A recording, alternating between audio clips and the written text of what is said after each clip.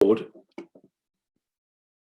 and make a start. There is a live transcript, but you can turn that off just by clicking on the live transcript option at the bottom, but that's enabled for everyone. But thank you for everyone for joining. I'm going to just share my screen and get this underway. Right, so thank you for everyone for joining, and welcome to the first of this ORCID community events. As I said, this is being recorded. We'll make the slides and the recording available after the event. Please keep your microphones muted, but you're welcome to ask questions in the chat. We've got 81 people registered, so probably haven't got time to have an open mic question and answer session after each presentation, but hopefully we'll have time at the end to ask if anyone wants to ask any questions with the microphone. But if you put them in the chat, we'll try and answer them in there. We've got sorry, just put my slides to advance. So this workshop is, like I said, the first one. It's reason we're having this is to bring members together to hear updates from us, members of the UK Consortium, ORCID and GISC. I'm not going to introduce the team because Monica's going to cover that in her presentation. And with these workshops, each one of them is around a particular theme. This theme is lessons from the ref, but like I said, it's the first in a series of themed workshops, and then future topics will include, apologies for not having the exact date in June, we were hoping to have that for today, but it's going to be possibly the 17th, but mid-late June.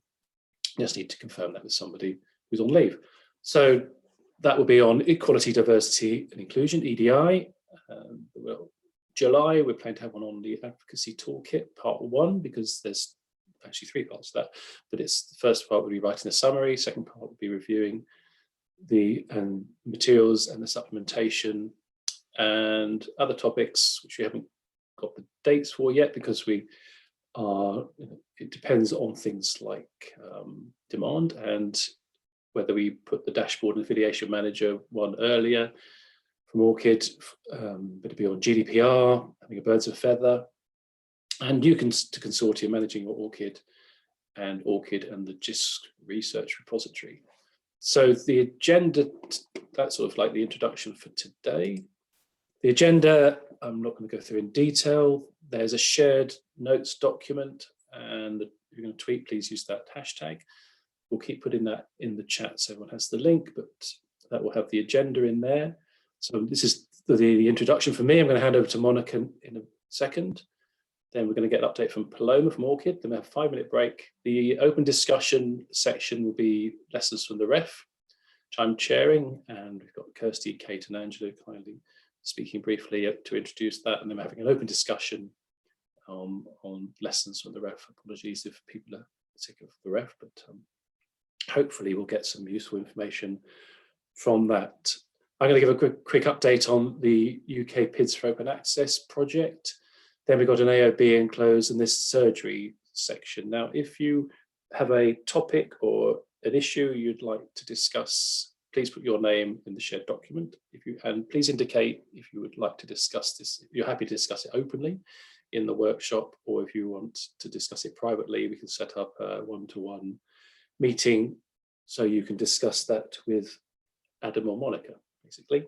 But I mean, if you're happy to share it, then we can do that within the surgery section.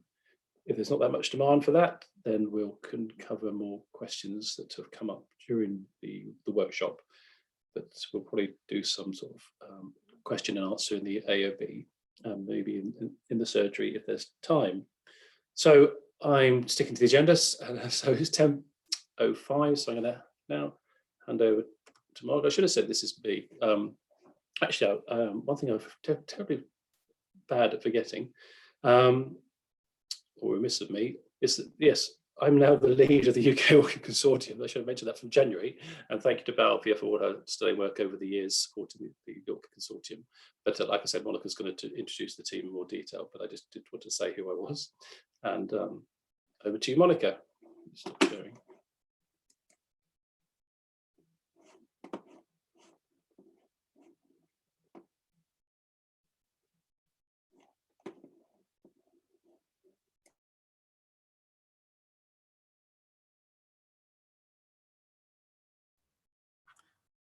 Thanks, Chris. I'm just trying to get the slides and the screen sharing all sorted. Can you see my screen? Because I can't see my screen now. And can you hear me?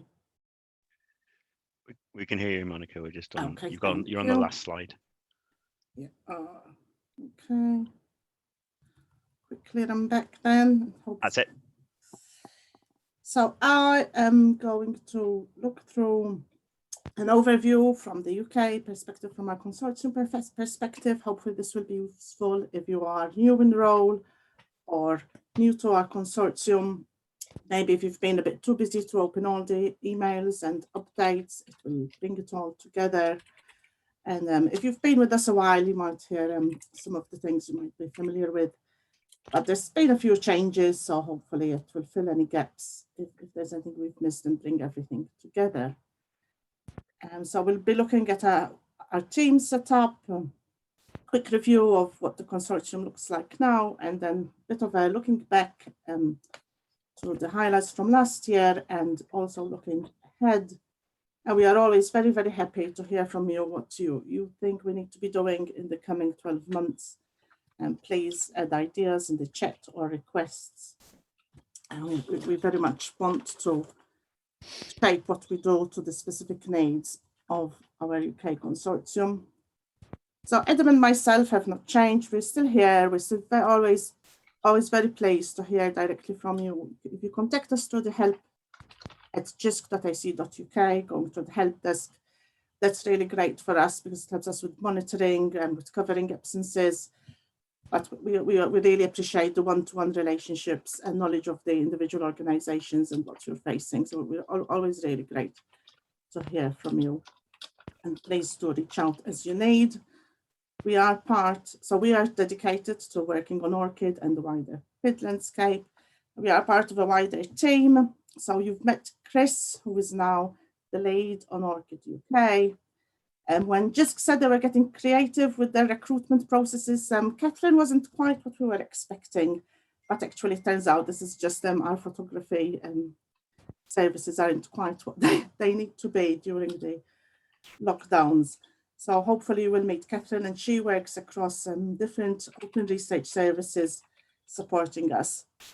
And if you haven't met Liz yet or Tamsin, again, they're part of JISC's focus on research and bringing together all our services under the open research umbrella, which is directed by Liz. We are supported by having the consortium based at JISC. It means we have the support for other activities like events management to set up events, the licensing for JISC, for the JISC ORCID Consortium, and the subscription are handled through our JISC collections colleagues. We can get things like legal and policy advice and obviously infrastructure to run our help desk.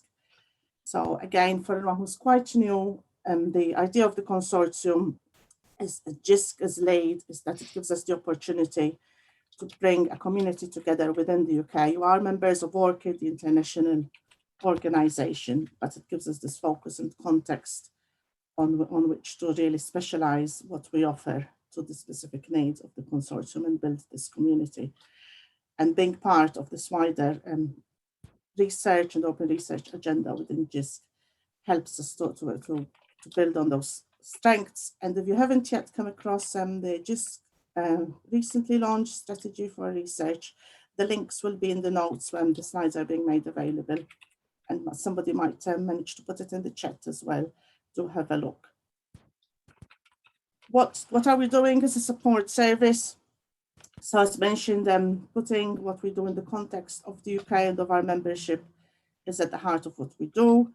And there's the approach is two-pronged. So first of all, it's about help and advice and that one-to-one. So we hope that you always know where to come if you need support. And we are here dedicated to helping our members. We don't feel lost with any questions around what to do with ORCID.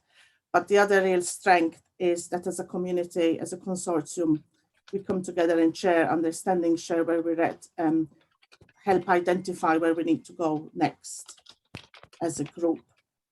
And to deliver those two aspects of what we do, we obviously there are the events, which currently are in face-to-face, so we've had to rejig that a little bit. And I think last year we had to think quite fast how to deliver the annual event a bit differently. And this year, as you see, we're shaping it up a little bit as we go along, just to take advantage of new things that come. And also we've got space to address any new concerns or new priorities that have come up. Let us know about them. We've got the website.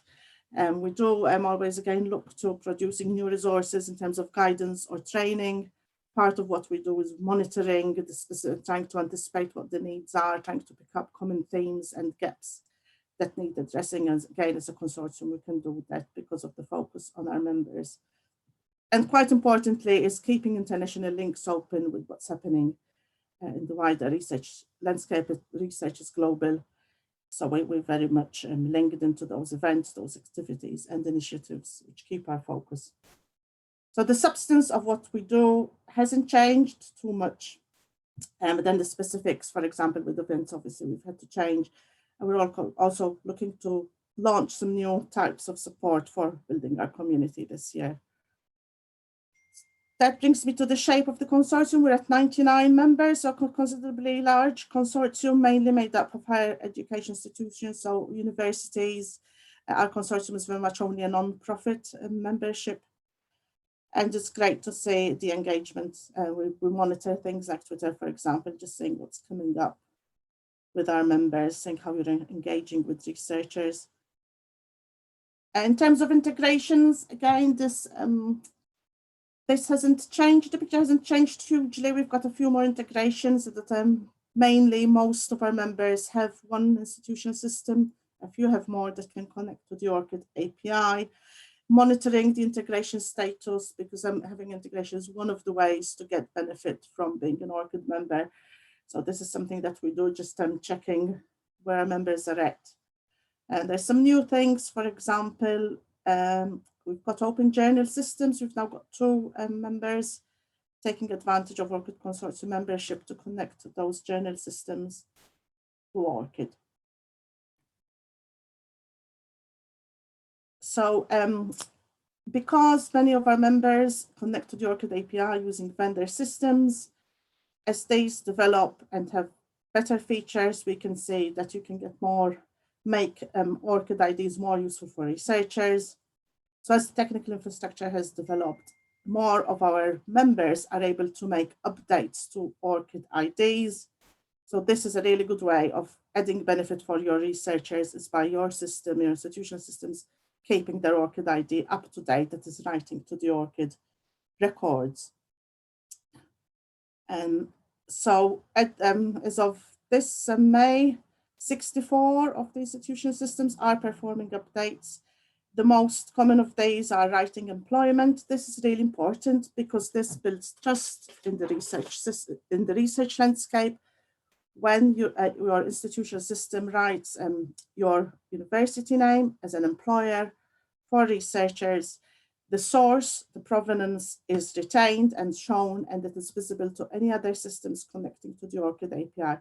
So this helps build that trust about the provenance of who is stating that employment status for the researcher. And other types of updates, including adding works to researcher records, are the most common. There's journal articles with a few other types happening. Another way that we use to just keep an eye on whether researchers are taking on ORCID IDs is we look at records with the .ac.uk email address. A word of caution that we always sound here around how these measures are taken. We look at this as a trend, and especially this year, the way the figures are generated has changed a little bit, so it's not directly comparable to the figures we had from previous years, but it's just saying that upward trend, as we can see in 2021, just part of the year gone, the trend is clearly continuing. So that's a good marker there. We can expect this to change. For example, if researchers who retire will still have that connection, for example, with their .ac.uk, because that connection still exists after they retire. They were once part of the university. So I may say these trends changing a little bit. It's just something interesting to keep an eye on. So now moving on to what we think were the highlights from last year. And a big thank you to all of those who joined us with celebrating our 5-year anniversary. Just a bit of fun here. We had a bake it or fake it competition, or not a competition actually, to make a cake, bake it, or produce something to eat or that you can't eat. Some imaginative ideas there. If you want to see them all, we do have a blog post around it. It was just a way really to celebrate being part of that community, the spirit of the community. We do also have a more serious blog post looking at what we feel has been achieved in this community over the 5 years. And finally, some thoughts from one of our members, Neil Jeffries, there in the blog posts. And then something really to celebrate was UKRI, who are a funder. UKRI are a member of the consortium as well. Their JES system has connected to the ORCID API for a while, but new this year, they have implemented peer review writing. So this is helping to bring more visibility to peer review activity from researchers, which can be not very visible or not very well credited. Obviously keeping in line with the confidentiality and anonymity required of review processes, that's all taken care of. But the JES funding platform is now able to take advantage of the ORCID record, which allows peer review activity to be added and can write that in the UK. And Chris Shillham, who is the new executive director of ORCID, described this implementation as delivering on best practice guidelines, and we're pleased to see reasonably good feedback there, positive feedback around this development. Again, it's all part of giving value to researchers from having an ORCID ID. The more connections that are made, the more we can do with the research within the research landscape. And in terms of what we're planning, we are hoping to introduce something new for our community. This is a Teams area. We floated this idea last year. In this year, we're really wanting to launch and get you engaged in using the Teams area. This will need a quick registration. We'll send a link. Hopefully this will work quite smoothly. And once in the Teams area, you can have access to things like channels for discussions. Hopefully by now, most people are familiar with Teams and what you can have within Teams. It's just a community-led space. It's complementing things like the current website and the mailing list, but maybe bring a bit more spontaneity to conversations you can have. Usually conversations around the systems are where we need to reach out and find common base with others using the same CRIS or repository systems, think about the ORCID specific features, but we can do things like collaborative writing, which we can't currently do in the website. So trying to bring all the community activity together in a more collaborative way that our members can take part in. And we will do something like a tour, maybe a recorded screencast or similar, maybe a very lightweight event just after doing some testing, and then it's over to you to really make it your own. Again, you should be able to let us know what types of channels and areas would be most beneficial. And importantly, for all the main contacts should have received information on pricing. If you haven't, do get in touch with us to make sure your contacts are up to date. Just setting the pricing is again another advantage of the consortium, is we can use things like just bending to try and make sure all the institutions, research organizations who wish to access the ORCID API through the JISC consortium can do that by making the pricing fair. Obviously, we're trying to find a balance between keeping the consortium sustainable. We have to be careful. We can plan for the future for having more members or fewer members. We've being mindful of financial climate and challenges. A decision was taken to hold the prices at 2020 levels. But we do need you to commit to the next 3-year period of the licensing. That's how the licensing works. And there will be more communications coming. Please look out for those in the second half of this year to start the next licensing period. And just tying everything up, really thinking a bit about the successes over the 5 years. We're really very happy with the participation in our events and how those have helped us move forward, identify priorities, and we really hope to keep that momentum up with the online versions. We do really celebrate that the technical landscape has improved largely in the UK through interaction with our vendors. Again, we do rely on the members to come together and put that pressure on the vendors. I think it's fair to say the landscape has really changed in those 5 years. We've got most of the systems are fully featured, still a bit of work to do with some of them. And maybe now would be a good time to take stock and maybe might be details of interface or workflows. We'd really be interested to hear what the work is around systems that still needs to be done. Maybe it's expanding to think about other institutional systems, not just CRIS and repository, but HR systems and how they work together and so on.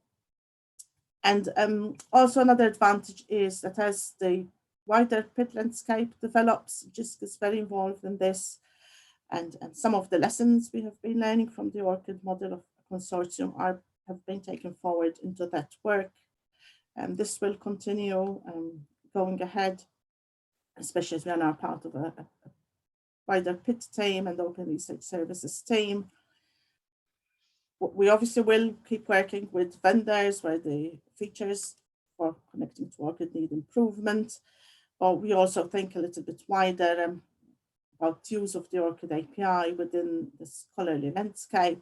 We're launching the teams to help with our communities of practice. Clearly, you'll hear about some of the ORCID new tools, which we will obviously support anyone who needs to use them.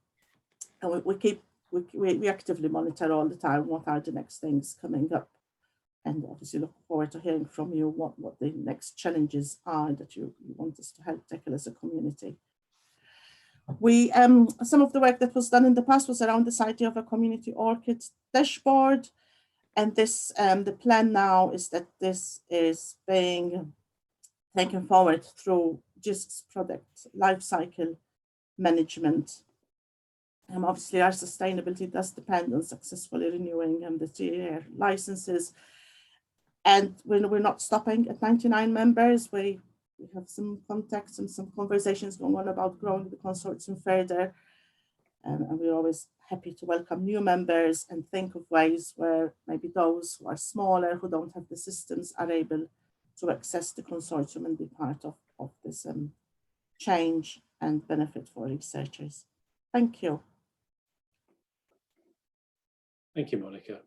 I'll stop sharing now. Yes, please. We will move swiftly on to Paloma. Yes, so let me please share my screen.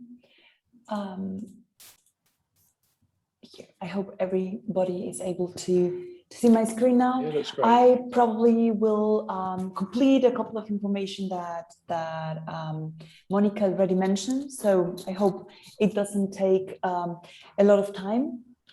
So this is myself, a brief introduction for those of you who don't know me already. I work as an engagement lead at ORCID, and now due to the new restructure as part of the consortia team, working together with the UK JISC Consortium and others in Europe and in America. And a couple of things that I'm going to mention today, updates on our end at ORCID. The Certified Service Providers program, which was launched last year, and we have already commented on that, but it is always good to have an update. The member and consortium reporting, which was already commented by Monica, the addition of the credit taxonomy, and one of the most important, I would say, developments of this year, which is the member portal and the affiliation manager. So first of all, the ORCID service providers, the idea here is to acknowledge that there are organizations that provide a product, either free or paid, that include the functionality to authenticate ORCID IDs and update to ORCID records. The good thing here is that using or having this type of providers can reduce the time from joining a consortium, for example, and integrate with ORCID. So it will facilitate integrations. And we have currently 14 service providers in both service and open infrastructure. taking into consideration that open infrastructure are the source of the data, such as Crossref and dataset. And we recently certified Open Journal Systems, which is a with the plugin that was already there. And I think this is a good step for us, and more to come in 2021. For example, e-prints that were mentioned by Monica, and if everything goes well, as well, Genway as another publishing system.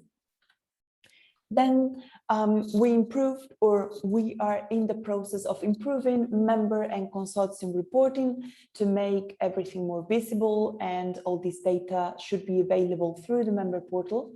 The idea was to not only show statistics around domains or integrations, but also around the activities of those integrations, and how we can share more information on those integrations. And of course, feedback is always welcome. For now, consortia leads are already receiving this type of reporting, and the plan is to have that soon as well for members. So Monica already shared with you a couple of screenshots on this, but just an example of how this type of reporting looks like. We have here the JISC example with the number of connected IDs and records updated, the number of members in the consortium, but also some national metrics, and also metrics around works, around domains, around increases in through time, and so on. And in the case of members, I've picked the UK Research and Innovation, which was also mentioned by Monica, due to their new brand integration and, well, better say, possibility to update peer review, but for projects, so project reviews, which is a pioneer integration in the world, I would say. So here we have some statistics at the member level as well. Then the credit taxonomy, you might be familiar with it. This is a new taxonomy, including 14 roles. Sorry, I just spotted a typo in the word roles. But the idea is to have not only the authorship and co-authorship, but also other activities that were taken into consideration when developing that research. For example, conceptualization, data curation, or the writing of a piece of code.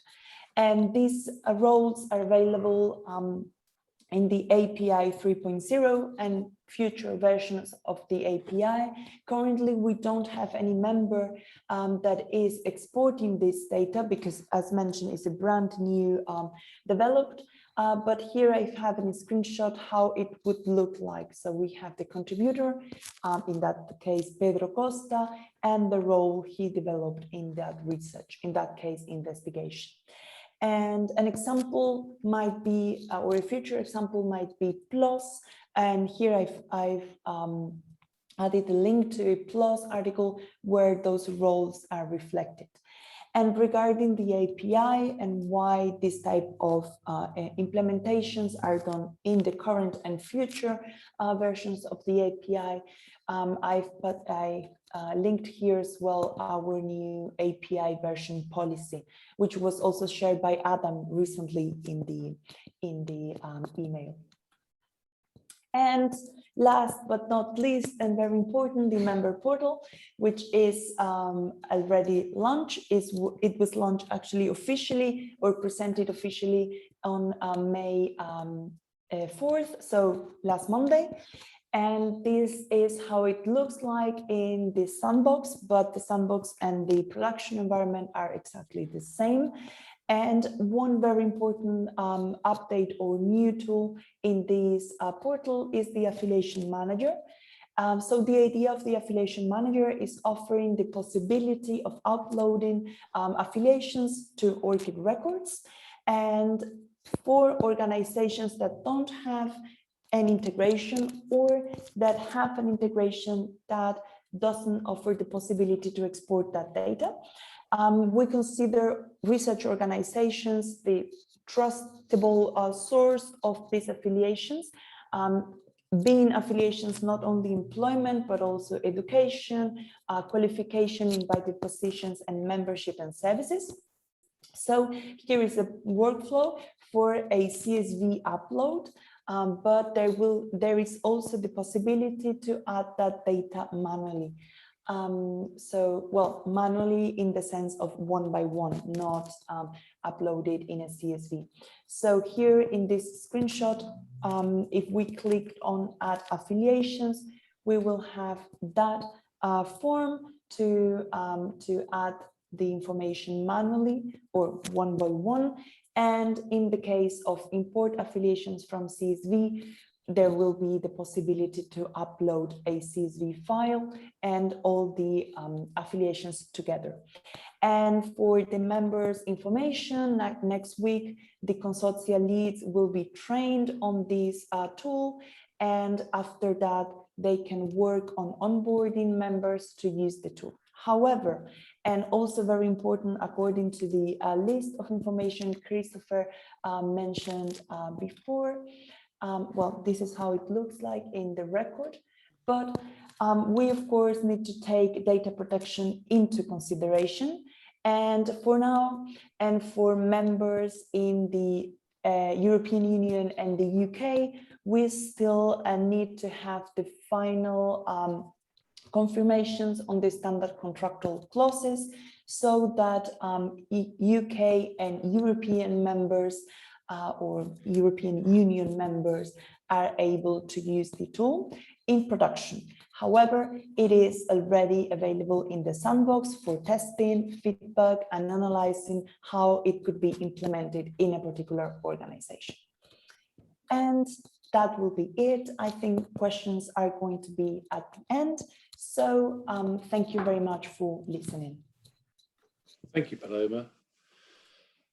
Okay, we're scheduled to have a 5-minute comfort break now, and it's 10:33, so it's running slightly over. So I think we'll still stick to the 5 minutes. So 10:38, that sounds nice and precise. I'm going to pause the recording and we'll reconvene for the lessons from the ref at 10:38.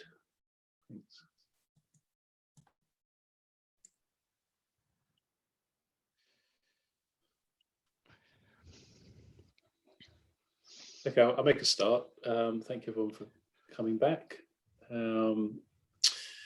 If you've seen the shared document, and the agenda is basically, I'm chairing this session, 45-minute session, talking about lessons from the ref. We've got 3 speakers: Kirsty Wallis from UCL, Kate Russell from Plymouth, and Angela Crawford from Loughborough. Adam, who's also going to help facilitate the session as well, is going to be going through the slides. And we're starting off with Kirsty. Hello. So my brief for this short 5 minutes was to have an opinion and seed a discussion. So that is what I'm going to do. So this might be a slightly controversial opinion, but I'm going to give it anyway. And I'm coming from a slightly broader view. So I'm going to be thinking about persistent identifiers more than just ORCID, because I am very much of the opinion that ORCID needs to step up and be considered much more as part of a whole rather than on its own, because it works very well on its own right now. And as you can see from the diagram on the left, all persistent identifiers are very, very interlinked. And this is much, much more where the value of identifiers comes, linking the ORCID, the individual, to the institution, to the funding, to the outputs. And so that is what we need to look to now. So the ref, my 2 colleagues are going to talk in much more depth about their experiences of the ref. So I'm not going to go into that too much because a lot of people will know that I've changed institutions a few times during this ref cycle. So I'm going to leave the detail to them. But in my opinion, I think ref is an example of where this interconnectedness could really have been a lot more useful, because we were using DOIs and we were using ORCIDs, but they are not reliably linked together, and they're not linked to any of the other identifiers for institutions, where that would have made things, in my opinion, very easy. So we need to really think about, okay, so how do we develop this infrastructure and consolidate it together across this whole network? So as Monica and Paloma were saying, ORCIDs and repositories and ORCIDs and institutional systems are working very effectively. And DOIs also are working very effectively in repositories and things like that. And even cross-ref to ORCID to institution, that works really well. So what, in my opinion, the next steps we should be taking need to be are to build this infrastructure to link more of these different kinds of attribution together. And so that is my controversial opinion to seed this discussion. Back to you, Chris. Thanks, Kirsty. Not controversial for me, but I'm unbiased. So. Thank you. Kate. Thank you. Yes, one of my roles is to head up our advocacy campaigns in the library for a research report, amongst many other things, which resulted in 99% of our staff returned to RAF, connecting their ORCIDs to syntactic elements. And this is our history, yes, and this is way back in 2017, which I realise is a long time ago now. But we had pretty much a near 80–90% capture back then, picking up the last few stragglers just before submission. And I took a question about that to Monica, which has resulted in me being here today, so more on that at the end. Yes, we were very lucky at the time that our campaign coincided with the start of a new DVC for research who was looking to put his name on things. So we had a mandate with a deadline of May that year for staff to do so. So we started a big campaign, and be very familiar to a lot of you who have taken out advocacy campaigns around campus. So we had posters, we had digital, we had drop-ins, and we were very lucky with a very embedded team of information specialists, which is a subject librarian role expanded to cover research support. So they were able to go into faculty, just sit there in the afternoons with a laptop, have a steady stream coming, saying, help me do this ORCID thing, and go to away days. It was just a really close relationship that enabled us to do that.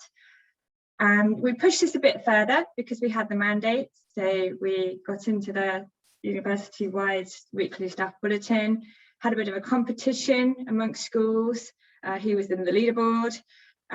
We had support of heads of schools to chase any stragglers. They did that for us. All of that was possible because it was heavily hinted by us that it would be mandated for RAF. The university will likely mandate most things if RAF are required. So that's where we got to. And I came back to Monica saying, we've got 99%, we're considering putting this in our institutional environment statement. But it wasn't 100%, so our DVC wasn't keen. So I wanted to benchmark, but we couldn't find any data that would evidence whether that was a high or not perfect enough. So we didn't. So we don't have that data, and I suppose I've been asked to put the question to you, would anyone find that data useful outside of something like RAF environment statement? What other purpose would we need that kind of benchmarking data for?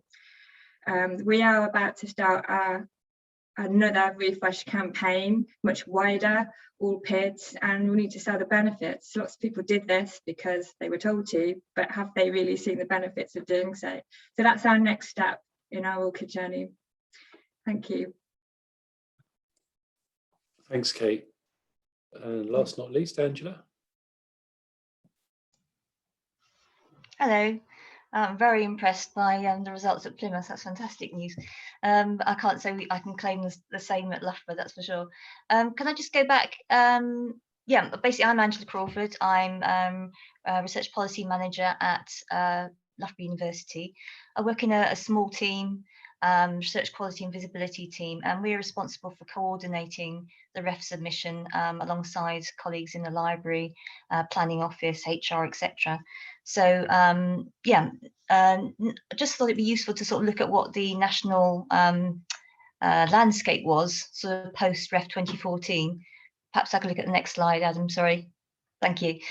So July 2015, the Metric Tide report, and we all sat up and listened because it had obviously lots of references to use of ORCIDs by publishers, funders, higher education institutions suggesting mandate. So that was a big sort of wake-up call for a lot of institutions to think that this may be mandated for 2021.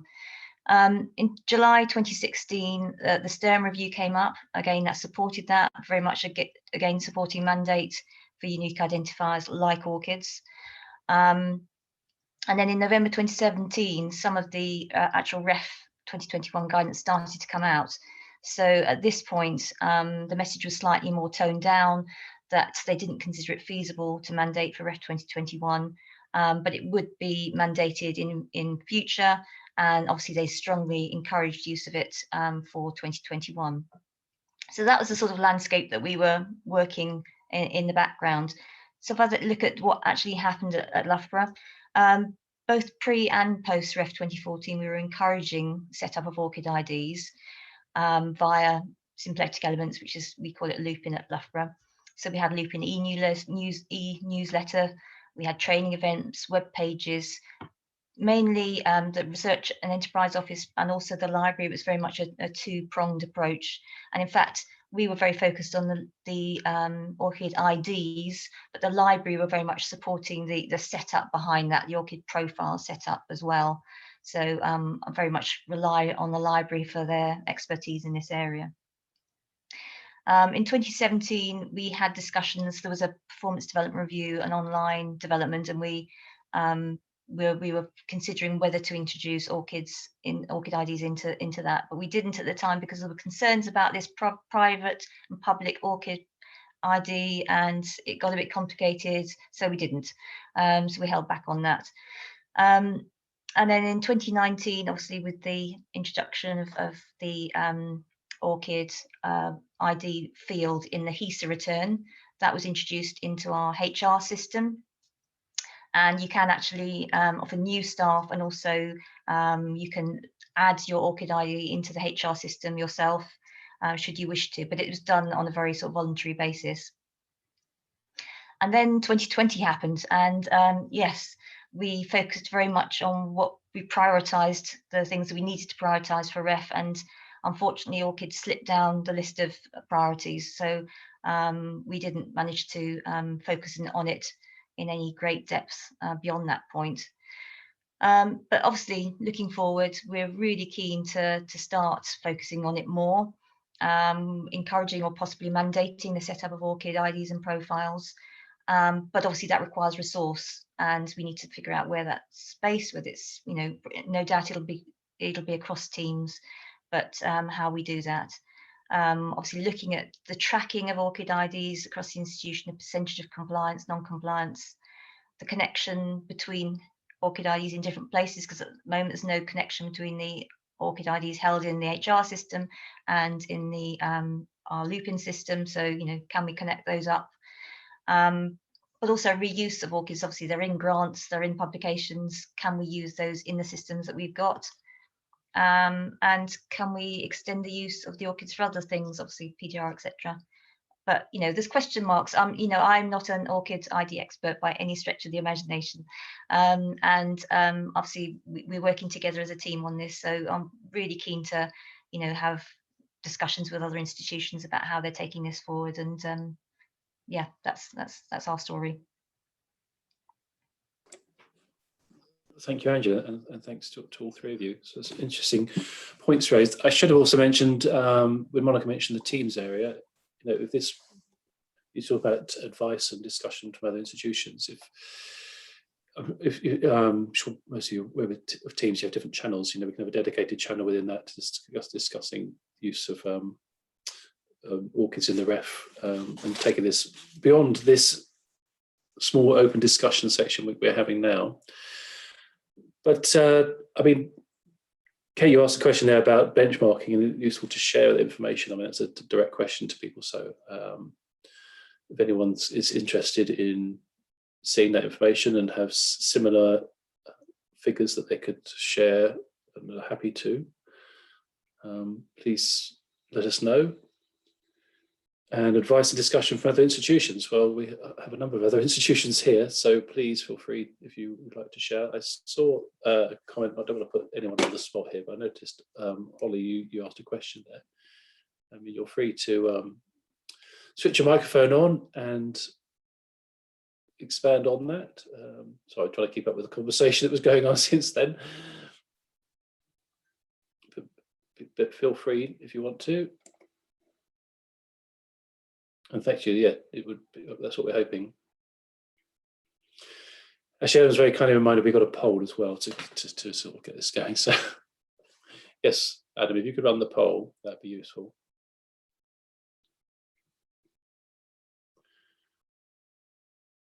Right, can everyone see that? Well, everyone can see that. Hi, everyone. So we've got 3 quick questions just to kind of find out from the people who are participating, just on the things that we've discussed, whether or not you're actually looking at getting ORCIDs for this ref just gone, and then we'll actually look a little bit on whether or not you're interested in the next 2 questions about looking at this as an aim for the future, and whether or not actually getting some benchmarks for it would be something that you're interested in as well. So we're just going to run this just for a minute, as in literally. So we've got 42. Click on the thing that's closest, is my advice if you can't find something.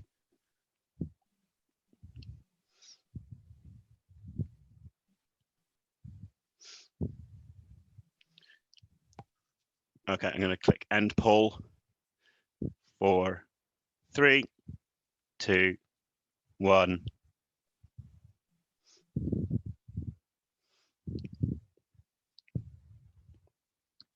Okay, thanks very much.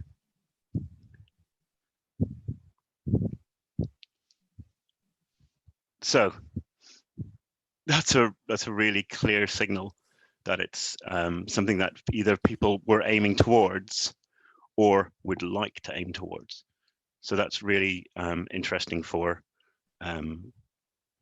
looking, I guess, towards research metrics and what we need to look at for ref and research metrics going forwards. Okay. It's also interesting the people that say no, why they're saying no. But you've got a couple of other questions, I think. As well. Yeah.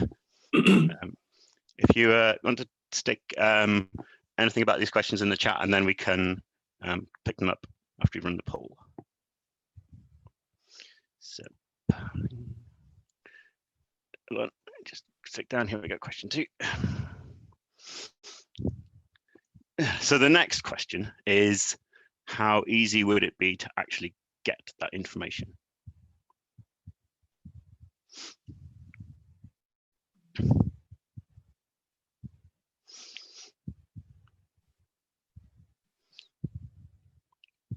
And again, take your best guess if you're not sure.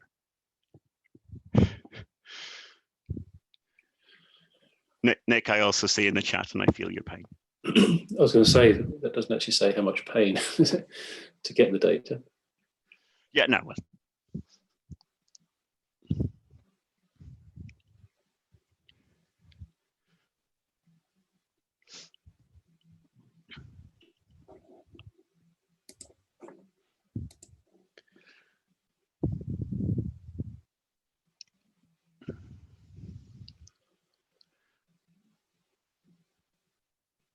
Okay, again, thank you, everyone. I'm not seeing any more updates, so I'm going to close it.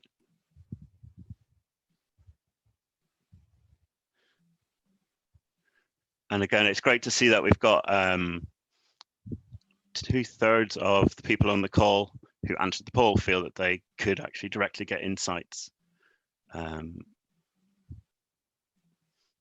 8 people have said that they can't, and there's 8 people as well who are would be willing to look into it or could look into it. Okay, so let's go on to question 3, slightly more nuanced. So question 3 is about looking at benchmarking. So I'll give you a minute to read this because it's quite an interesting question. So I think partly this covers the point that was made earlier about this idea about ORCIDs, some concerns over private versus public. And if those of you don't know, ORCID just put out, as part of their 5 years of ORCID Trust, some blog posts, and they're going to be doing a series of them on ORCID and research control and trust. So those might be worth reading when thinking about this. But that space has always been something that, with that tension between institutional use of ORCIDs and researcher control of ORCIDs, especially in different disciplines.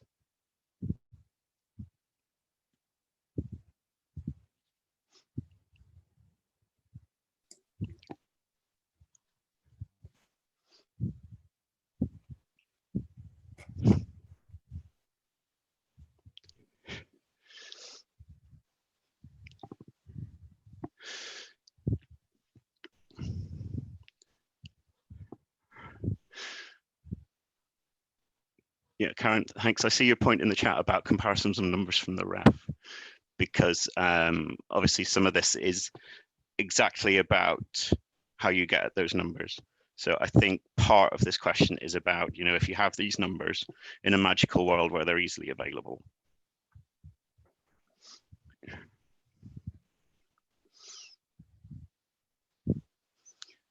Okay, we had 44 people last time. Fabulous. I'm just going to end it. Okay, thanks everyone for taking the time and for the incredibly vibrant discussion in the chat as well. I just noticed there's actually a team-specific question. I'm just going to answer very quick because Katrina has asked about, can you have more than one person from an institution join the Teams community and or have someone different from the main ORCID contact? I think, to be honest, we haven't actually discussed that, but I don't see why you can't. I mean, obviously the main contacts, but it's a community to engage with people in your institution who are, you know, who want to, you know, adopt ORCIDs or integrate ORCIDs. So, you know, I don't see why we can't open it to other members from the institution. Yeah. Chris, I think mainly the things we're still really deciding on as well are if we open it up to vendors, which may be useful, but maybe we need to make sure we can have private conversations around those. Yeah. So I think the invitation will be by email to join, so we will control who's joining, but clearly anyone from member institutions is fine. Yes, so we'll go to that mailing list, but you're more than welcome to join it, of course. Yeah, there's a joining process that's controlled. But it's I mean, part of it is, I mean, yeah, we talk about having vendors, but separate channels where you can discuss with vendors and channels where you can discuss what you like without vendors being around. Okay, guys. Does anyone the chat is absolutely amazing, and thanks so much, everyone. We'll make sure that we capture all of this. Does anyone like to open their mic and follow up on any of the points that are being made? Because we've got some great stuff going on. I'm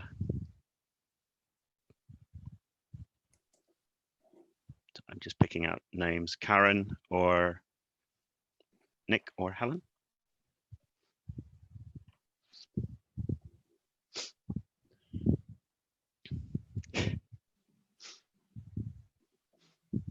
Even on Kirsty's original, she called it controversial point about the, you know, the integration of multiple PIDs. I mean, I'm going to be talking about in the next presentation about the priority PIDs. So, you know, I'd be interested in other people's thoughts around that and experiences within their institutions. Whether you type that in the chat window or feel free to speak.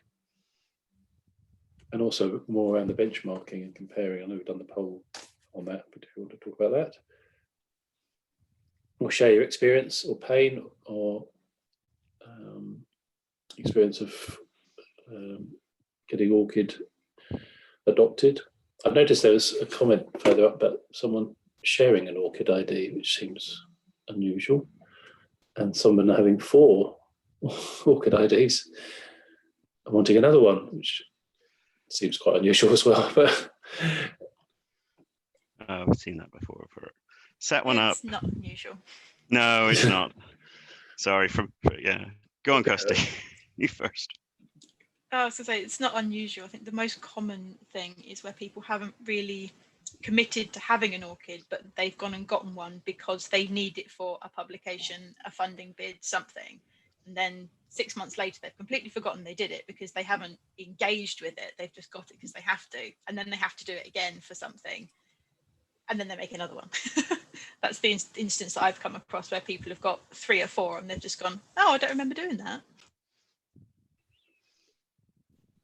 I think you're right there, Kirsty. I think we find that people are asked to do it by journals and they kind of do, oh, I've got to get this thing published, I'm just going to do it. And so they sign up for it and they, as you say, they don't know what they've signed up for and they don't know what to do with it. So then when it happens again, they just do it again and they seem to see it as part of like a journal submission process rather than actually something that they should treasure and look after.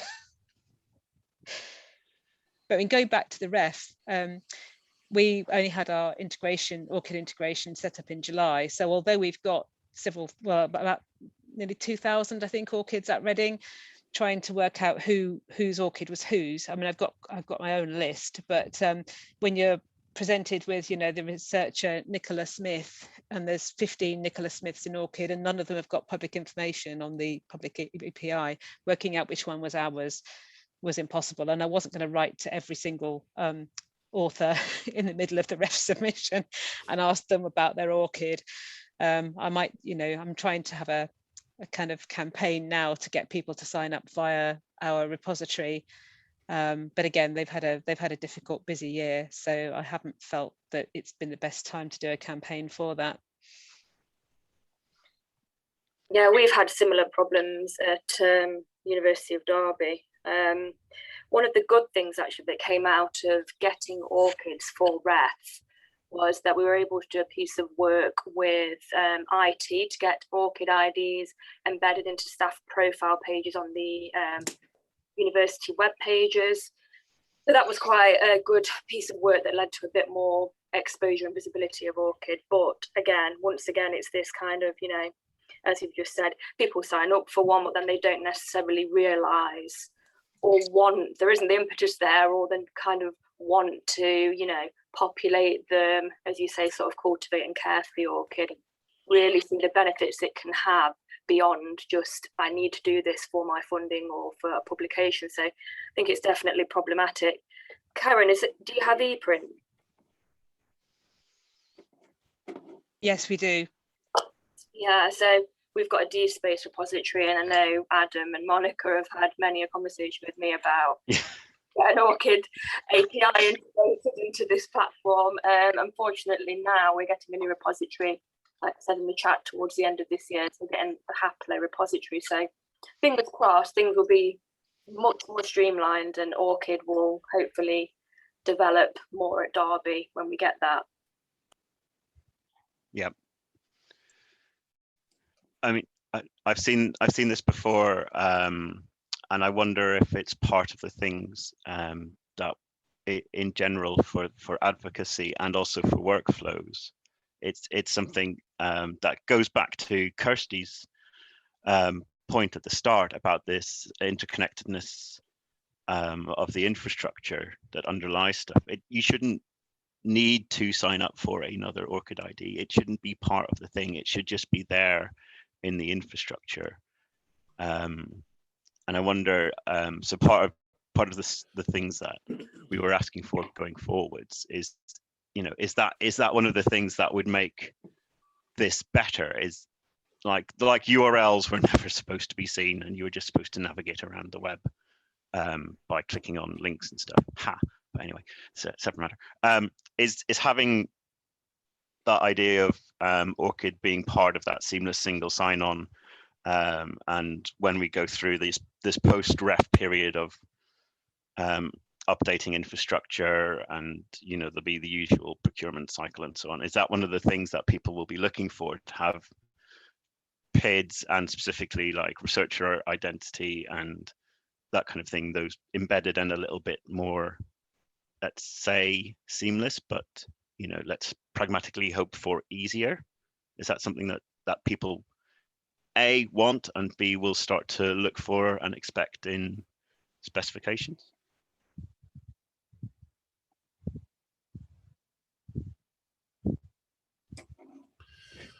So Nick, you've got your hand up. So I'm trying to do multiple things. Catherine's kindly pointed out that you've got your hand up.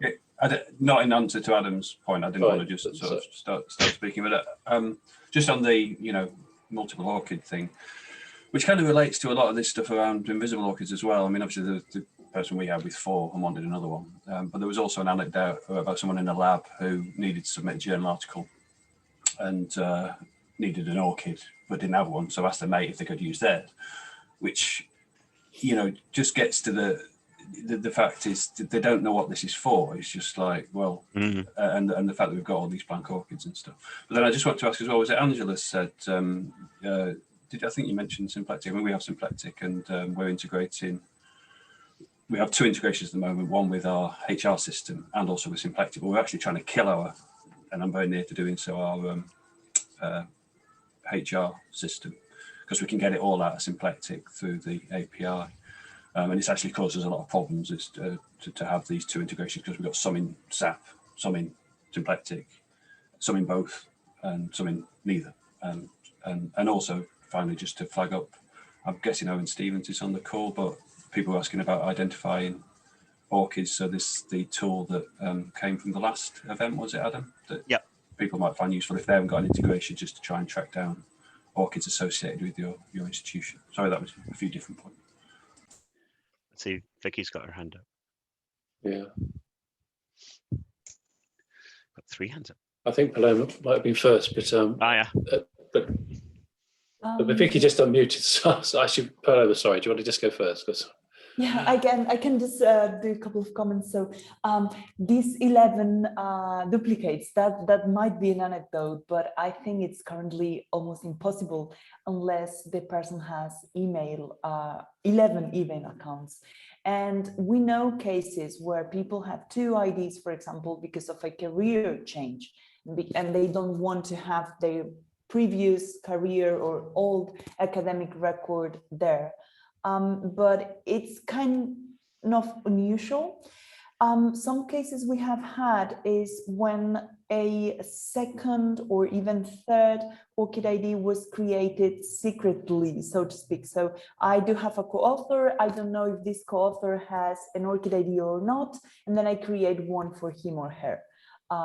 Depending on, and I made up an email address and do that myself. We had a case or 2 of them. But as mentioned, and it's written here in the chat as well, there are ways to avoid duplication and also to merge duplicates in case they exist. So, and I would like to ask, also, there is a comment here saying that, well, I will read it out. We have had to turn off the integration for some of our academics as the output types were different to what was in our repository, and ORCID was importing them as different types than what the academics expected. So I think this might be an issue with the mapping. There are currently 44 word types in ORCID. And of course, in some cases, they match exactly 1 by 1 to different repositories or CRIS system vocabularies. And in other cases, they don't. So it might be an issue with the mapping done in that case. And if they were completely different, there might be interesting to analyze the cause or even which type of work type was mapped into which type, so to be able to spot the problem. Thanks, Paloma. Sorry, Vicky, I'm over to you now. No, that's okay. The conversation's kind of in various directions. So I just wanted to chip in with something that perhaps was a few minutes ago. I just wanted to let you know about some of the work that we've been doing at Birmingham and some of the comments that are coming up about researchers getting orchids and not really engaging with the idea of the orchid. They're just kind of going through that process to effectively tick a box on an application for a grant or to submit a journal article for publication or whatever it might be. But one of the things that we've been doing at Birmingham is offering kind of more of a holistic view, and we're anchoring it to university rankings using data from Web of Science and Scopus, tidying up the data on Web of Science and Scopus, and how you can use ORCID to kind of use as an anchor really between all of these systems, and then as part of that you also get this amazing profile, that this peer review activity, etc. So I think it's quite, sometimes it's hard to kind of say here's an ORCID, it's great, but if it's kind of attached to some sort of something political or something that's really important for career development, then that can really help with the engagement. And we've seen some people really invest in their ORCID profiles on the back of this initiative. So just wanted to chip in with that. Thanks, Vicky. Yes, I'm sorry it goes off in different directions. I think it's part of using the virtual environment as an excuse for that. Nick, you still got your hand up, or do you want to say something again? Sorry, I just haven't taken it down. How do you take it down? Okay. Sorry. You don't sit like that, Yeah, that's all right. Yeah, so as Adam was saying, there's some really interesting stuff in this chat here, and hopefully some of this discussion we can move on to Teams once everyone's registered on that to join, and we can have these sort of community discussions focused in areas and support each other and provide better support, well, even better support we have for our members. I don't know to put you on the spot, but is there anything you've picked up from the chat that you want to cover? I'm also scrolling through. Yes, there's a lot there, isn't there?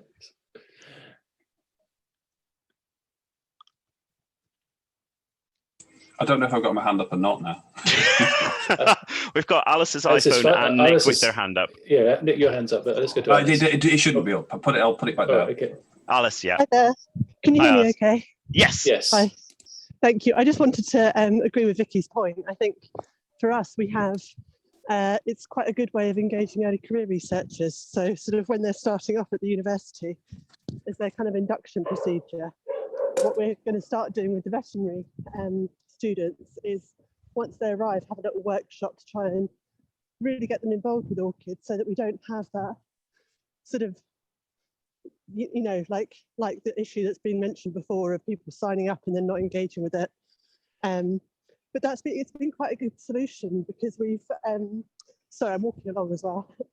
It's been quite a good solution to the fact that we've introduced a repository, which we don't have, it's only for staff really, so it's not so much for students. So it sort of solves that problem a bit. So I lost you a bit there, Alice. I don't know if other people were a bit faint, just that last point. Sorry, my headphones got tangled up. 1 second. You sound clear now. No problem. Sorry, can you hear me now? Yes, fine. Sorry about that.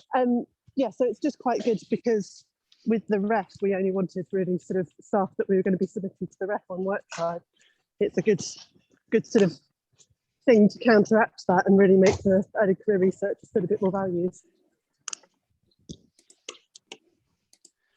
Thank you.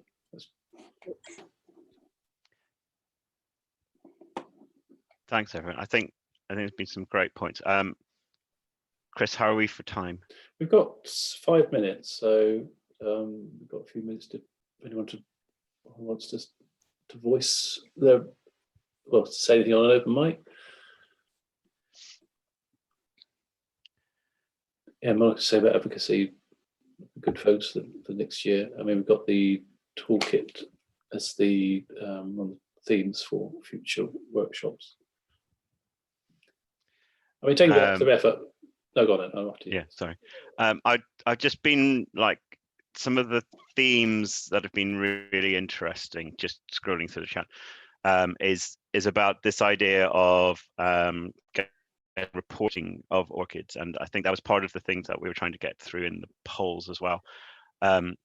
So one of the things that we're looking at is working with our HESA colleagues on looking at the HESA returns and looking at the information we can get internally from institutions. And I'm just wondering if that's, again, that's part of having the joined up information, both institutionally and reporting.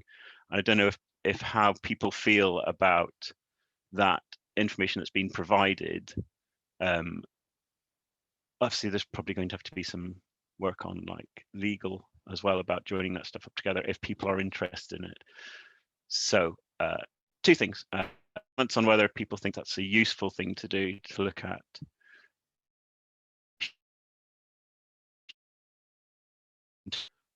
systems like repository.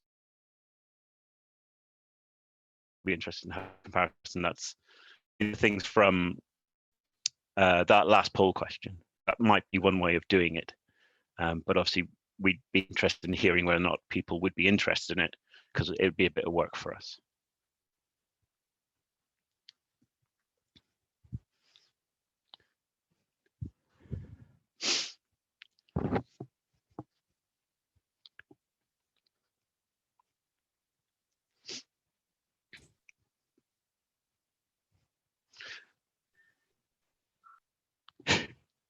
People are all dumbfounded by the idea. So I'm loath to tell you, I've got a dog whining in the background, but sorry about that. Pick it up later. Yeah, I mean, I don't think we're going to cover everything that's in the chat No. effectively and efficiently as we could. If we were all together, I see someone Holly saying about when we're going to meet up in person. I would like to know the answer to that, but I don't, I'm afraid. Hopefully, I mean, yeah, I should have probably said as well that these are sort of virtual meetings we're planning. We haven't actually planned any face-to-face as of yet. Hopefully that won't be too far off, but no, they will be virtual.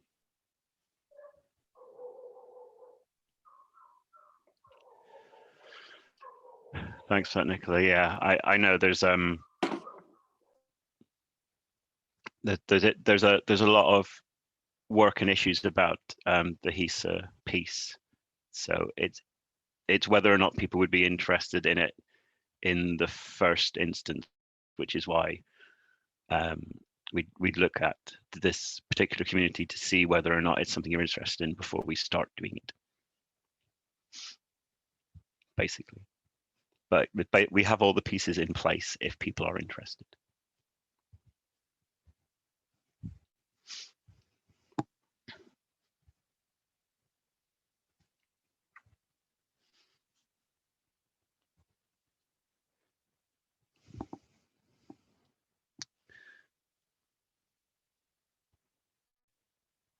Okay.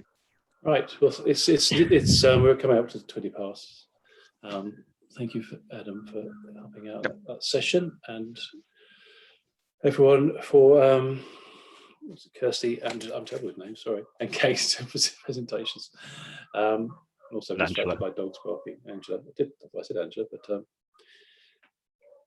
thank you. Like I said, we'll collate all this and discuss what we're going to do with it. Whether put some key points into a document and see the discussion on Teams. But I'm going to move on now.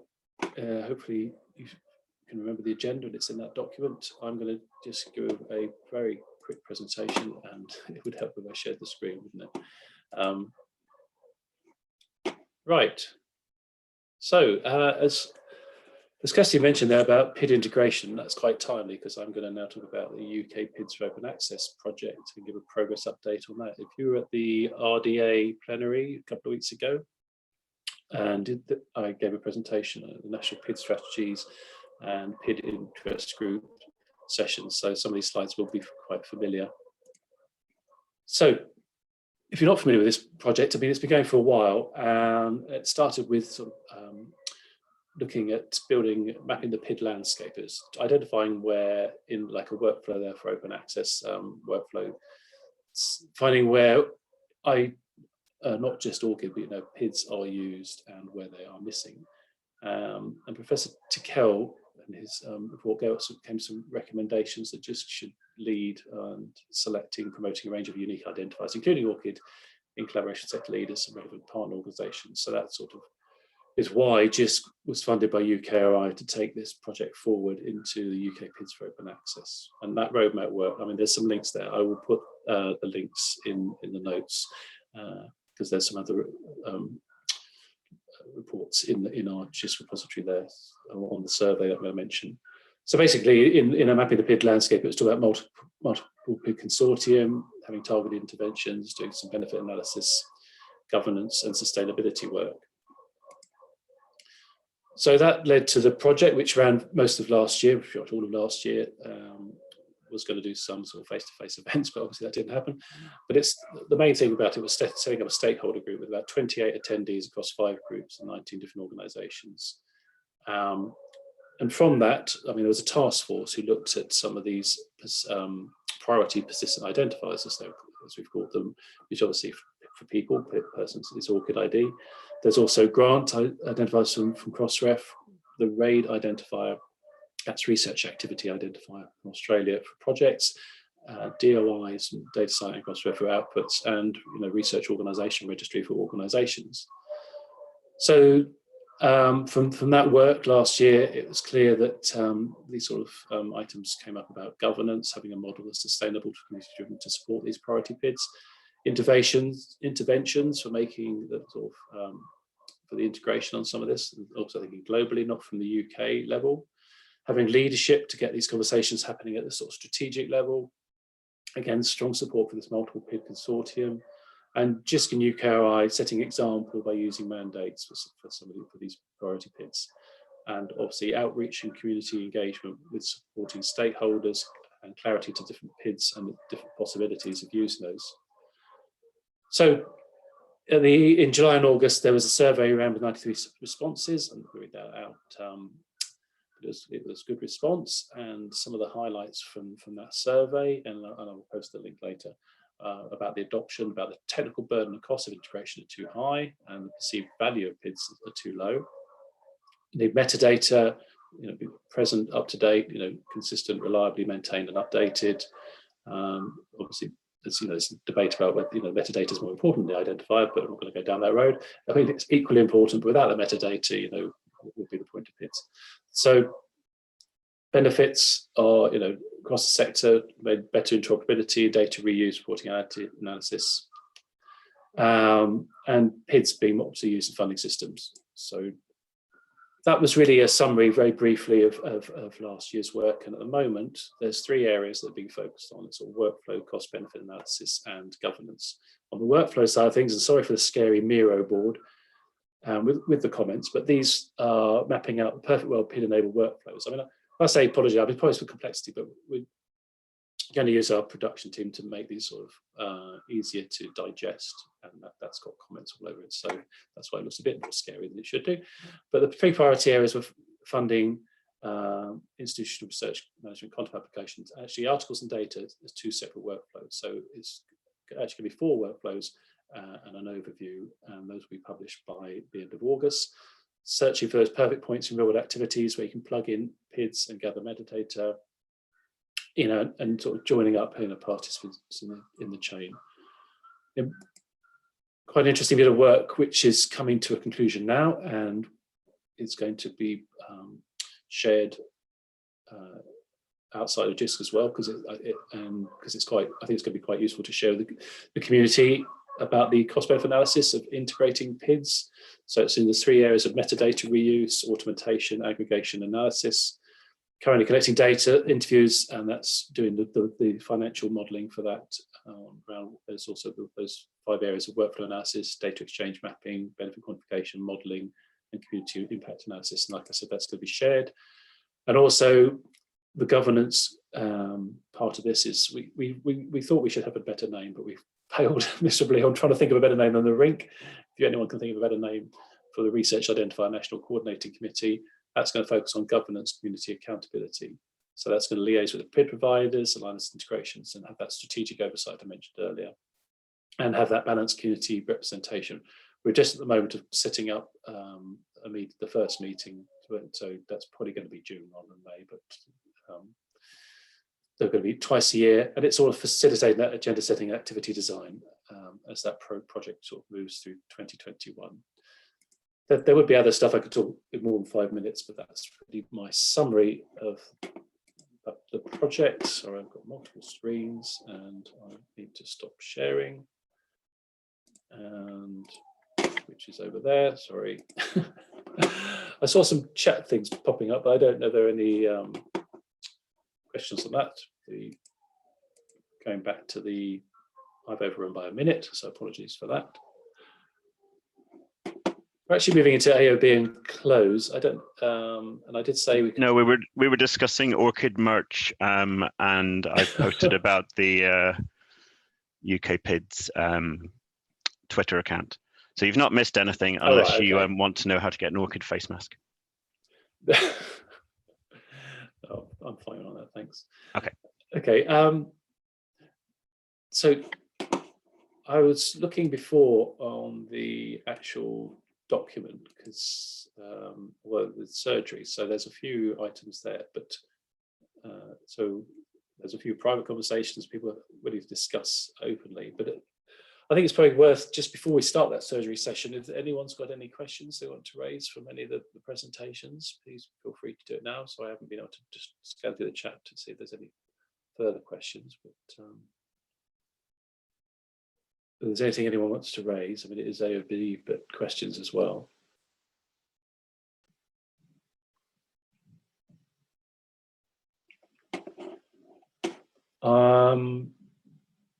I'll post the links to the blog post. There's a good series, there's an introductory blog post on a scholarly comment. We've actually moved to a sort of centralized our blogs now for a research blog.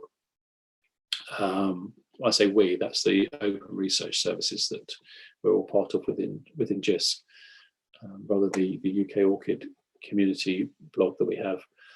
So I'll post the links when I'm not talking, because there's an overview of the whole project and the 5 priority PIDs and why they were selected. We haven't actually published anything yet on the RINC, the actual makeup and who's actually going to be on that, because that's what we're doing at the moment. So it's work in progress, I'm afraid.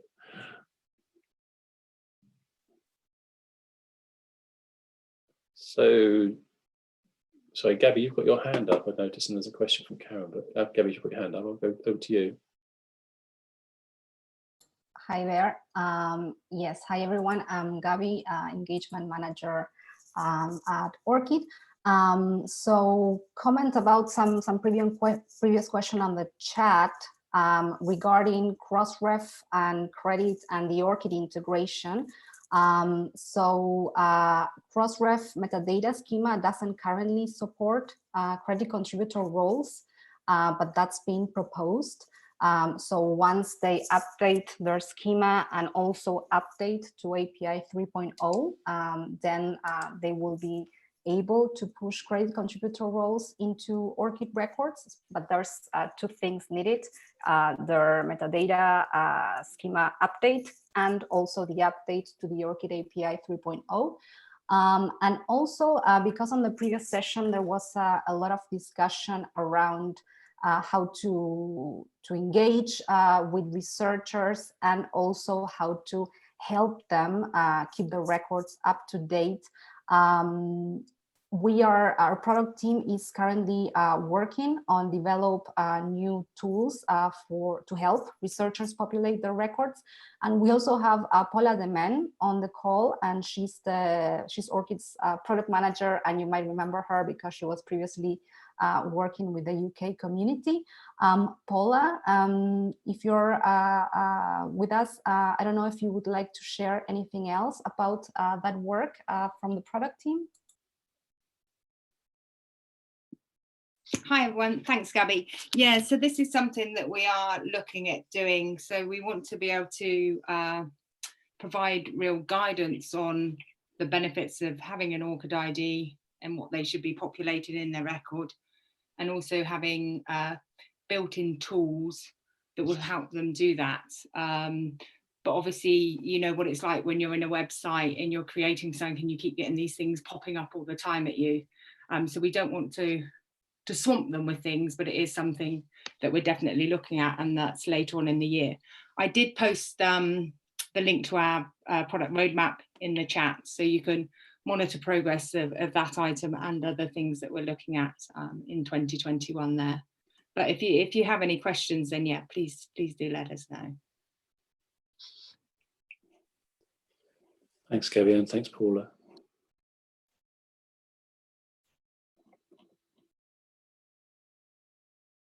Right, so there's no further questions, and I hopefully haven't missed any.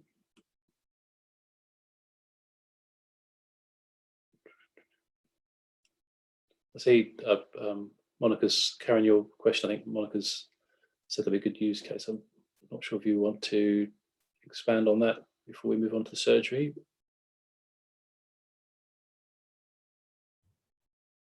If not, You mean me, Nick? Chris? No, Karen, because you said about that'd be a good use case to Karen, I presume. No, that's fine. I think I'll perhaps pursue that with Monica or somebody later, because we at the moment only staff members can use the repository, so they only have a login, whereas staff members do, but postgrad students don't, so they can't validate ORCIDs. But I know I've got a lot of PGR students with ORCIDs, so that would be quite good to be able to record the affiliation. So thanks. Yeah. So right now it would be on a testing basis with the sandbox until this privacy GDPR issues completely sorted. It's well on the way to be sorted. We could do sandbox testing to have it ready to go once it's in production. Can I just, sorry, I didn't want to put my hand up again in case I got confused myself. So don't worry. Can I just ask about, Monica, we're just chatting in the, I vaguely remember there's an issue, I mean, because we're moving towards ORCID write from symplectic elements, which does allow you to write affiliation over. But we've had discussions before, haven't we, Adam, about the fact that very often the end date's not in HR data for a start. So the only way, if someone moves institution, for example, would be to manually modify that. There's no way of, and then it seemed a bit intractable, I think, that in terms of actually, and I don't know how significant that is, but, you know, in terms of this managing how people's affiliation are captured over time. So, so I think, and maybe ORCID can comment here. So the question is, has the researcher have you still got permission from the researcher to add the end date? So if the researcher hasn't withdrawn their permission from you as an institution to add the end date, the integration can still write to the API. Now, if you've removed that user from your CRIS, that might be an issue. If you're saying, I don't know this user any longer, you need to make sure you've written the end date before you remove that permission.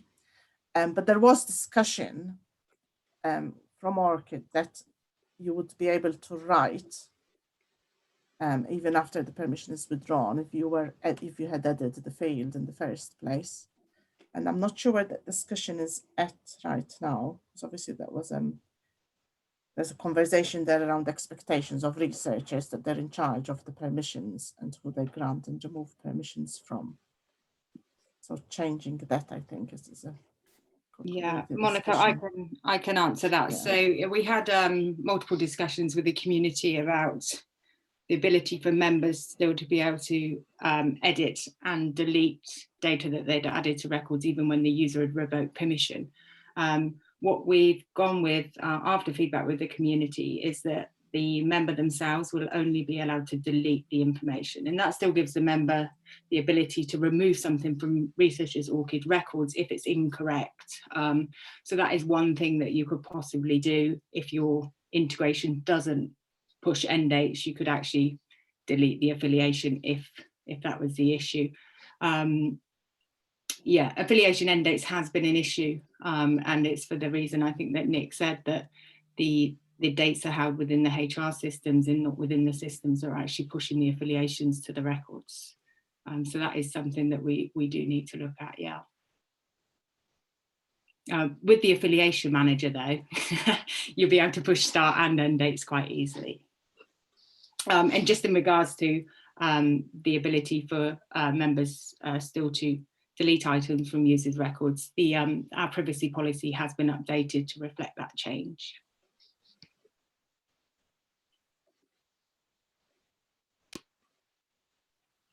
Thanks, Paula, that's really helpful. Is there a link to the updates in the privacy policy that you could possibly send around? Because I think that part of the piece on kind of updating, especially around kind of end dates, is going to be something as ORCID's a place kind of on career narrative that would be really helpful. Yeah, let me find that for you, Adam, and I'll share that. Yes, really appreciate it. Thank you. I know if we're eating into our surgery time, but there's only actually 2 people with issues they want to discuss or questions openly. Nicola Strong, you've got 2 issues, which is fine, but you want to discuss this privately, so we'll definitely set up a link for you to talk to Adam and Monica about that, or both of those. But it says we've only got 2 and we've still got 23 minutes left. Has anyone got a burning question they want to ask before we just move on to those topics? And hopefully you can all access the Teams. I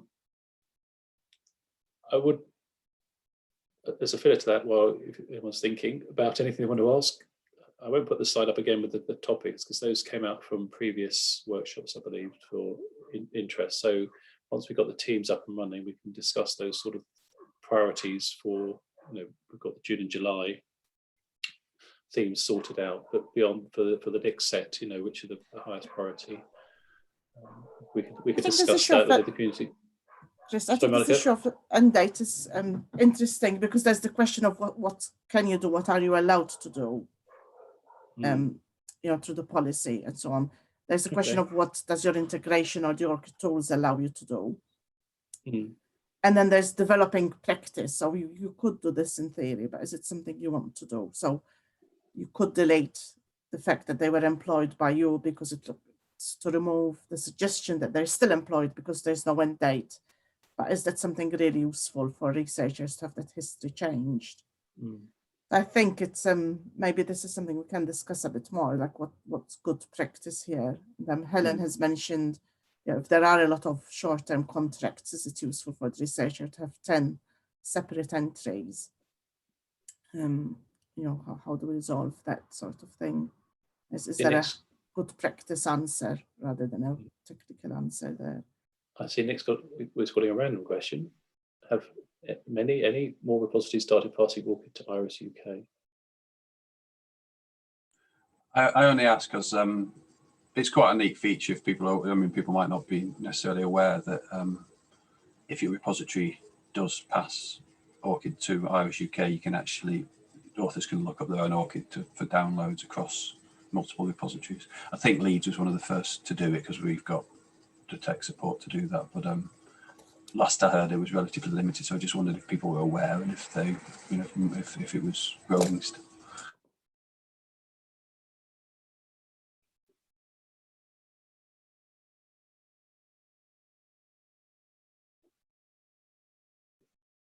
Okay, one other thing I should mention about the Teams, this is not a replacement for mailing lists and support tickets. I should stress that. It's a supplementary piece of support or support area to engage with the community and support you all.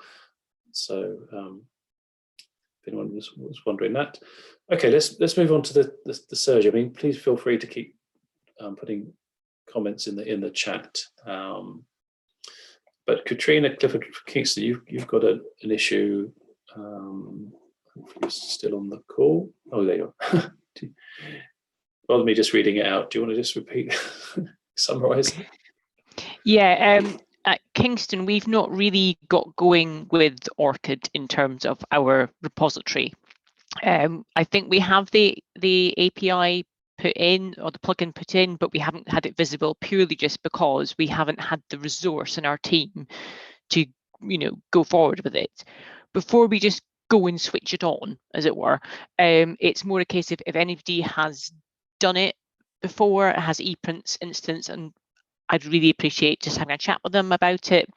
And also just more generally just about how you kind of deal with that kind of like, once you've got it all set up, having it going back and forth, as it were, because it's just that I know I probably don't know a huge amount about it, and it's just I don't really want to sort of switch it on and have everybody have unrealistic expectations about what it might or might not do.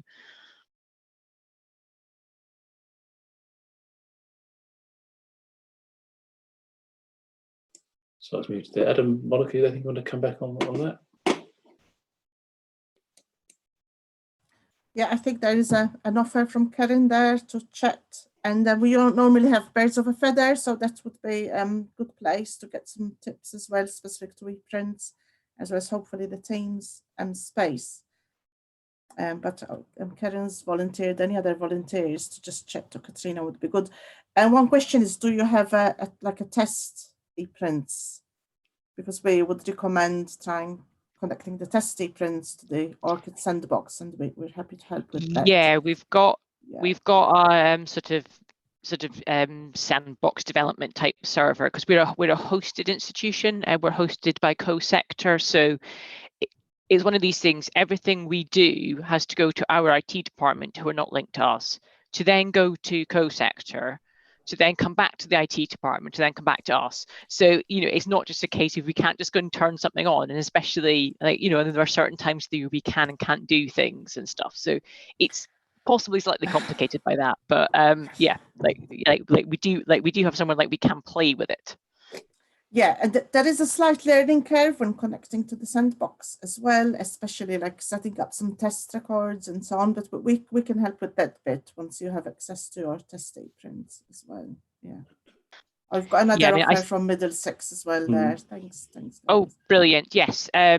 Do feel free, my email is in the chat, so do feel free to ping me an email. It's probably not something we're going to dive into straight away, but, you know, in the terms of the broad sort of like, oh, we've got the ref out the way, what else can we get on with type thing?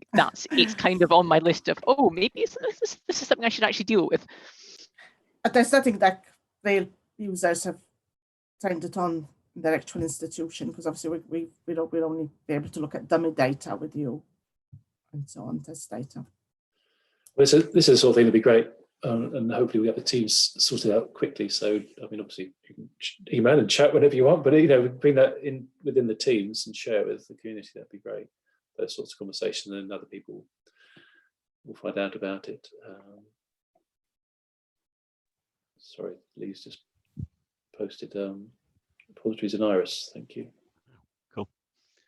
I think the other thing to say is that setting up the ePrints via test and via co-sector, it just depends on how much going through the stages you need to do. It's not particularly painful with the plugin. It just depends on if there's any particular wrinkles. As long as everything's like fairly up to date and you've got all the stuff set up with your sandbox and your test, it shouldn't be too much of a process. He said as a previous ePrints admin. And co-sector pretty good.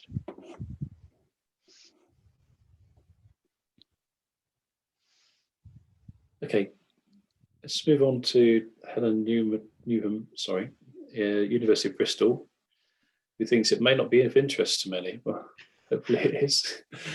Sure it will be, but Helen. Hi, yeah. So. Hi, Helen. Hi. I've got limited amount of time to kind of pay towards sort of ORCID development, but I did notice recently that there's you've got some interesting tools that have been developed by the community, including one where you can search on affiliation and then draw down a list of associate, which looks like potentially really useful. We're doing a lot of sort of manual legwork to try and source ORCIDs at Bristol, so looking in places like Scopus and Researchfish and elsewhere, and then just trying to kind of match IDs to people. So I think this could be a really good tool, but I'm just curious to know if there's support for this tool, because I think I've got a technical issue with it, or I might just be misusing it. So I'm just wondering, is this something that's got some support, or what's the idea for these tools? That's a really good question. So Heroku's the Powerful Chamber, which should have a better name, but that's the name of the Heroku app that's on. Owen, are you on the call? So that was set up by Owen as part of a couple of hack days where we were looking at this idea of affiliation and a longer development process for developing tools for the community to get an awareness and better reporting across our membership and wider. Okay, so there's not currently a product for it. So it's something that, as Monica said, is referred to internally as Corda and is going through the process of identifying exactly where it, fits into JISC and all of that. So what you can do is email help@JISC and we can figure out what's going on and try and solve stuff for you. The short answer is it's an unsupported tool that's evolved from a hack. The longer answer is that we are evolving it as part of a product and we want to make sure that it works. Does that make sense? Yeah, so it's in use in the US and in there you go. There's a tweet from Owen about it as well. Thanks, Nick. It's fairly decent and useful. So if you're having issues with it, we'd like to know what they are. Well, I mean, yeah, might just be my use of it. So, so I was trying to query Bristol orchids, and I got 6,000 results, but I'm only getting complete lines of data for the first 1,300 rows of data. So I don't know if it's something to do with truncation or I don't know. Maybe I'm trying to do too much. Maybe I'm asking too much of the tool. I think you're experiencing the same problem I did in that you've got too many, and because it's a basic, very alpha-y thing, it kind of goes So if you ask Owen really nicely, he might be able to help because he helped me because he's very lovely. Oh, that's really helpful. Thank you. Yeah, the basic issue is the ORCID API. So the ORCID API truncates returns. Yes, it's a non-member. Sorry, Monica's saying it's a non-member API. So because it's based on top of the public, we get truncated return. I think it's 1,000 something. So you're getting all of the initial results at the top, but you won't get all of the details for all of it. So it'll fail. Okay. But it won't fail. So we can get that. The details or send the details through help. We can get it through. We can work with Owen. But yeah, like I said, so Holly's used it in ref. Other people have used it for various things, and we're aware that there is demand for something like this, and obviously it links into the work that ORCID are doing with the consortium members dashboard. But I know, Helen, that's not something quite right for you guys at the minute. But it's something that we're working on, and we're working on for UKHE in general as well. Great. So yeah, and as Monica said, Karen's got some spreadsheets, and they're in the resources for the 2019 Members Day as well. So yeah, I've got a link to those. So that was going to be my next step once I got the data. Actually, yes, Karen's. Yeah, but I mean, like as Kirsty said, like UCL, unfortunately, Bristol has been too good with orchids, and you've got too many. So yeah, it's your fault for being good. I'm sorry, Helen. But it's I can't comment on the quality of those orchids. So that's the thing. Well, yeah, but you've got lots, and I think that's basically the issue at the minute, because we've got an issue with basically returning that many. Karen's also offered help.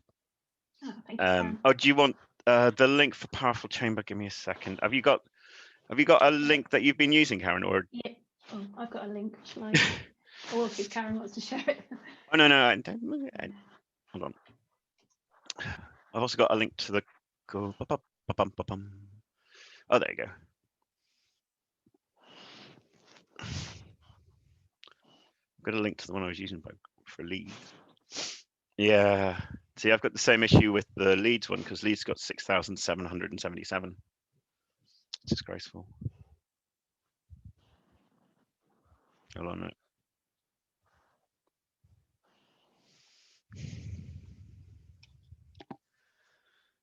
So that's a link to the Leeds one, and it's in the community resources, isn't it, Monica?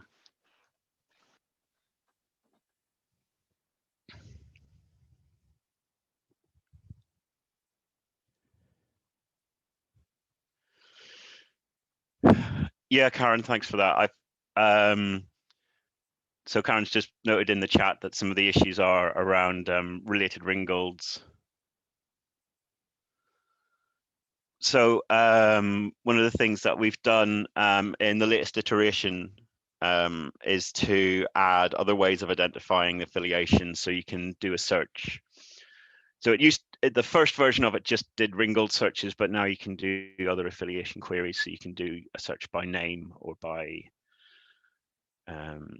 other IDs. You can use grid and other stuff as well. Yep.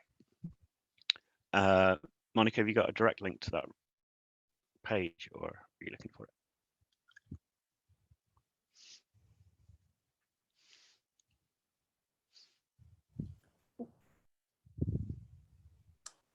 Which page, Adam? Sorry. The resources, sorry. Community resources, yeah. Yes, sorry.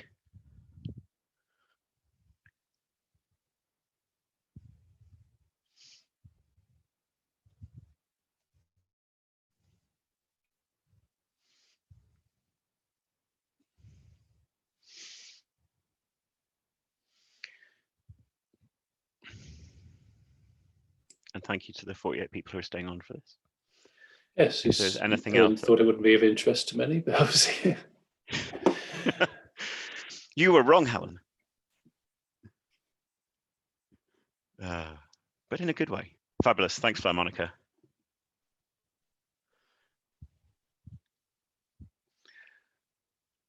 Yeah, and Monica's just pointed, there are some interesting things about queries that are Boolean, so ands and nots and things like that. Were they in our closed channel, Monica, or are there some of them in public discussions? Are they in the API list? Sorry. No, this was amongst consortia leads. Yeah.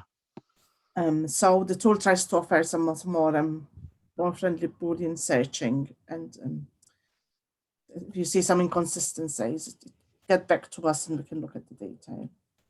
Yeah. Yeah. So Kirsty and others are pointing out the issue around who are current staff and who is not current, which does bring us back to being able to check affiliation dates. Yeah. And how useful they are, but how tricky it is to add them in. Yeah, I believe I wrote a blog about that a couple of years ago now. Oh dear. Yeah. Yeah, it's kind of one of those long-standing issues, isn't it? I know there's been other discussions because I used to run shibboleth authentication and single sign-on a long time ago, and I've had maintained some interest in the OIDC, the OpenID connection. And so some people occasionally discuss using ORCID as a single sign-on solution, but obviously the information in it's not that great. And can I ask? So ideally, the end dates. The way to get your collection complete is to encourage everyone to connect to the CRIS, which I appreciate isn't, you are relying on the researchers to get onto the system and do it. So are people wanting to find them out to try and reach out to these researchers and say you still haven't connected to the CRIS? I'm just wondering if there's a space here for conversations with vendors to do maybe more reporting around who is or who isn't connecting, or maybe supporting email campaigns out. what would be useful here besides the search tool, in terms of maybe how the crystal repository systems could help.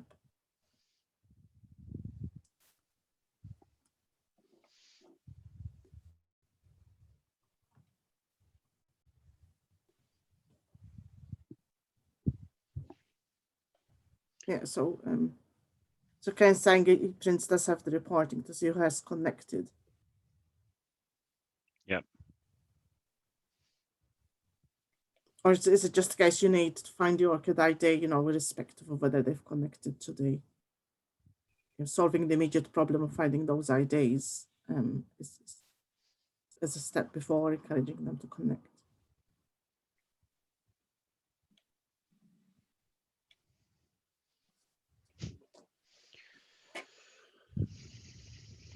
Okay, it's 4 minutes before 12. Nicola, I mean, Adam and Monica, are you able to stay on just to answer? Because I think we could just keep this open when everyone's left to talk to Nicola, unless you need to be somewhere at 12, or we can set up a separate Zoom meeting. No, I have a few minutes. Okay, brilliant. So, okay, well, thank you everyone for coming along dispersed. I know quite a few presentations, but let's just give you an update because it's the first of a series of meetings, but we'll have more focus on discussion, I think, in future ones. Excuse me as I break my chair. So thank you for our presenters. Thank you particularly for Kirsty, Kate and Angela. Catherine behind the scenes prompting me with questions when I missed them. Thank you for that. And Monica and Adam as well for help and support. Paloma, of course, for presenting. I haven't missed anyone. Have I missed anyone? I'm not going to thank myself. But yeah, thank you. And we'll get that date as soon as we can to you, because I know people like as much notice as possible of these events. And also the link to the teams coming up. So please watch out for that. So just say thank you and speak to you all again soon. Thank you. Bye. Thanks everyone. So we'll